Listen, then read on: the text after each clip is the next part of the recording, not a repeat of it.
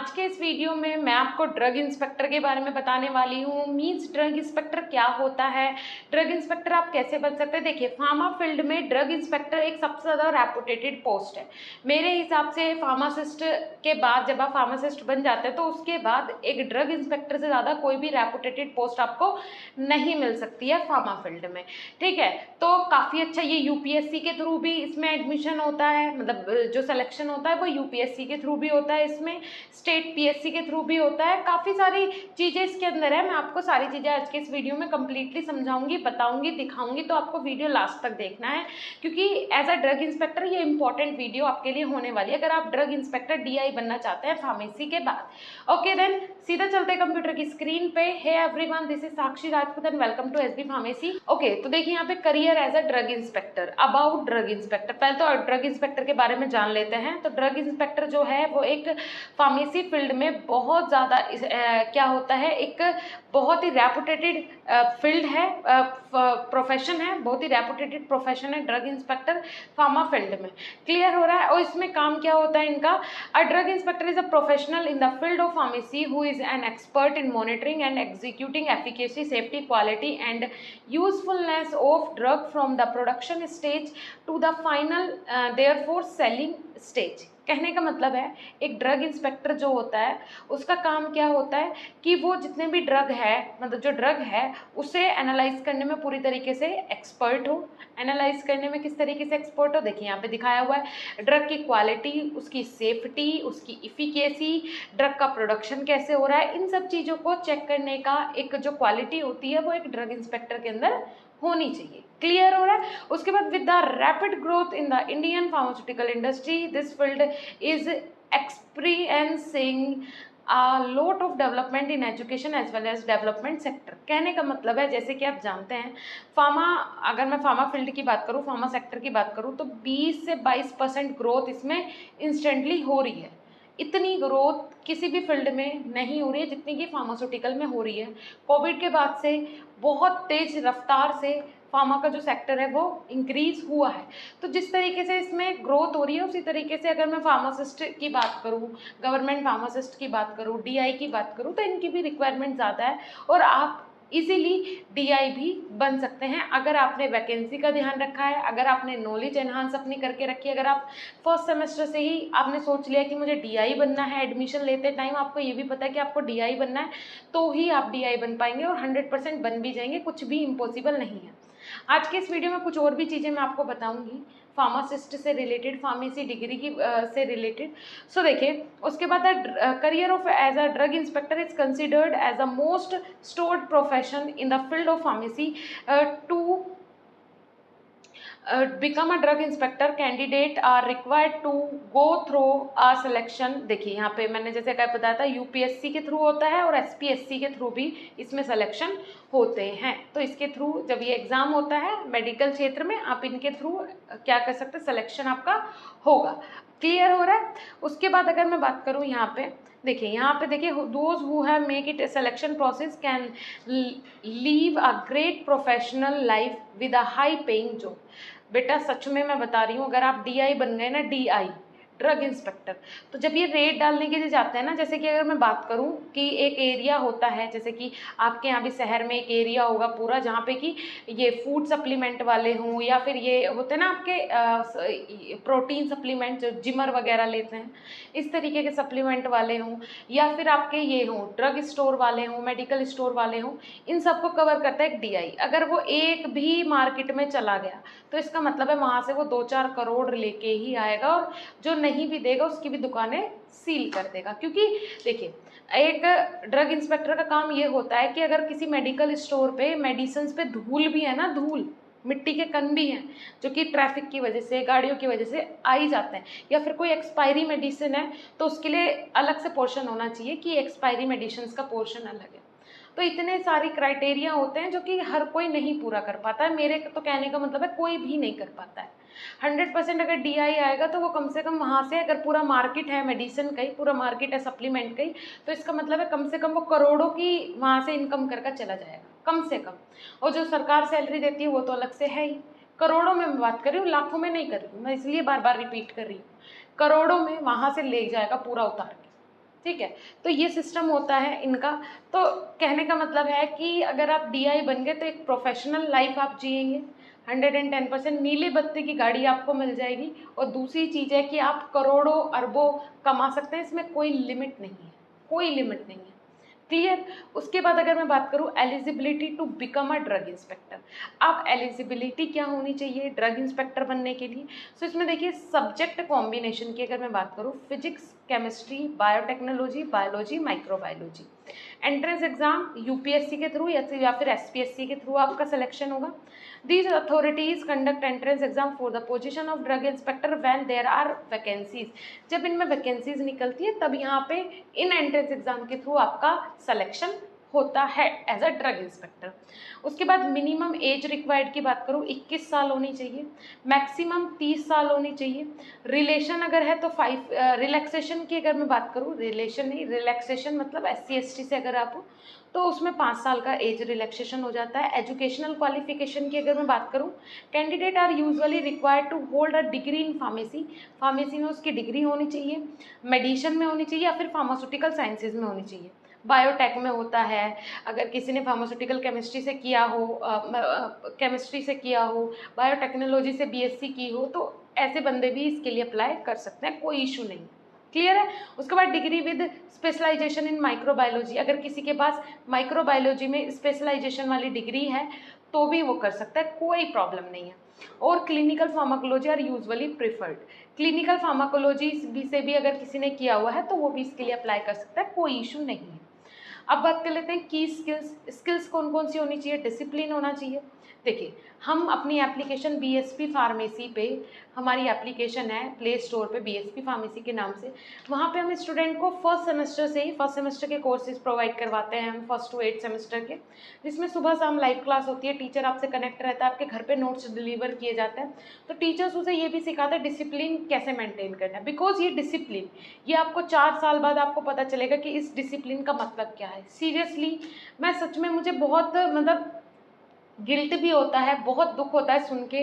अभी हमारी एक सीरीज़ आने वाली है जिसमें कि काफ़ी सारे जो फार्मा फील्ड में रेपुटेटेड पर्सन्स हैं उनका इंटरव्यू होगा, उनके रिव्यूज़ होंगे, जिसके थ्रू आपको काफ़ी सारा आइडिया हो जाएगा कि हाँ एक रेलवे फार्मासिस्ट कैसे बने, गवर्नमेंट सेक्टर में फार्मासिस्ट कैसे बने। कोई PhD अगर गवर्नमेंट कॉलेज से कर रहा है, किसी ने GPET क्वालिफाई किया है, नाइपर किया है, तो उन लोगों का एक्सपीरियंस हम आपके साथ शेयर करेंगे। तो उनमें से मैं किसी एक मतलब हमारे जानने वाले ही हैं, नाम मैं अभी रिवील उनका नहीं करूँगी, इंटरव्यू होगा तभी आप देख लीजिएगा।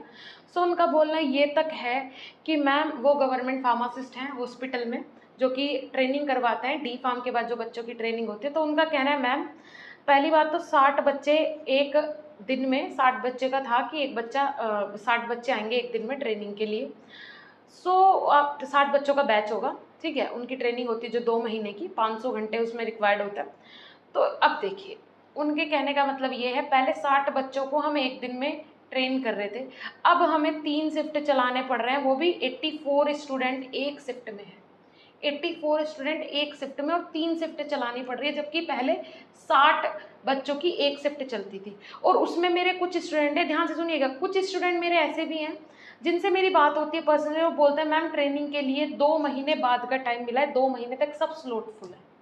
समझ रहे हैं आप ये रेशो समझिए।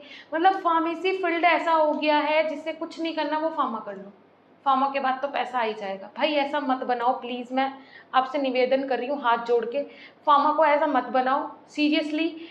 और हाँ, जो उन्होंने मेन चीज़ मुझे कही, बोलते हैं मैम ये तो उन्होंने बताया ही, बल्कि ये भी बताया कि बच्चों को हम 2000 2,500 में नौकरी करवा रहे हैं, हॉस्पिटल में बच्चे आ रहे हैं, 2-2,500 सैलरी मिल रही है।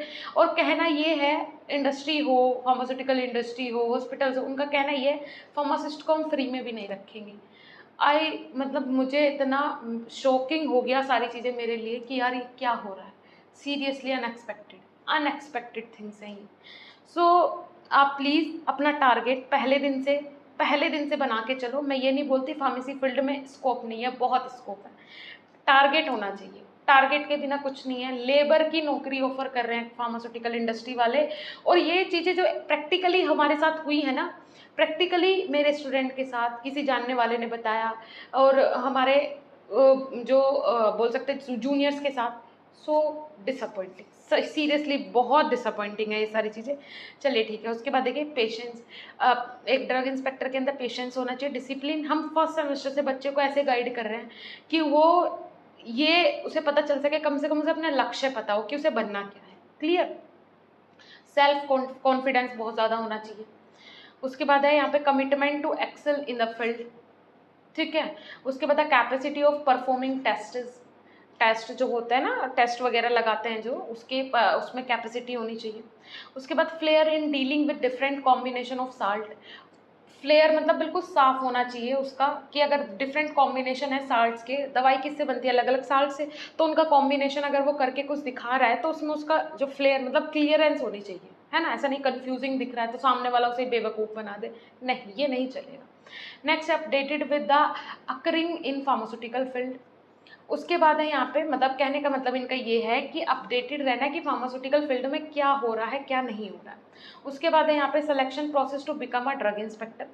तो सिलेक्शन प्रोसेस में यहाँ पे देखिए, फर्स्ट ऑफ ऑल आपको क्या करना है, यहाँ पे आपको पहले अपनी बैचलर डिग्री कंप्लीट करनी है। ठीक है। उसके बाद second step would getting a master degree in pharmacy. अगर आप मास्टर डिग्री लेना चाहते हो ठीक है, अदरवाइज कोई दिक्कत नहीं है। Although the position of drug inspector does not naturally require a post graduate degree in always better knowledge of the field to excel in it.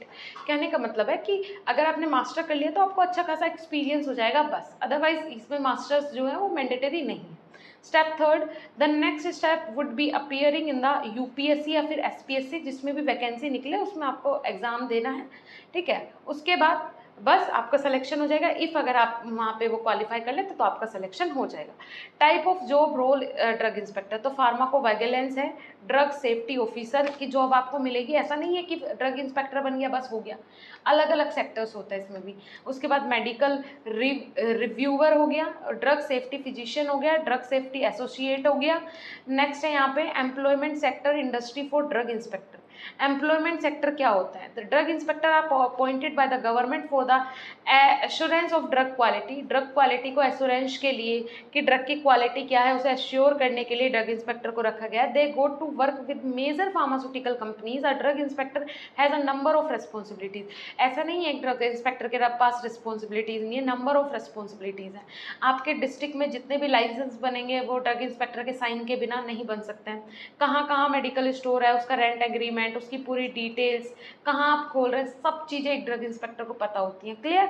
उसके बाद है यहाँ पे as per the requirement of drug and cosmetic act 1940 assisting the efficacy quality and safety of drug. ये सारी चीज़ें check करता है drug inspector. Assisting CDSCO officer by monitoring documentation.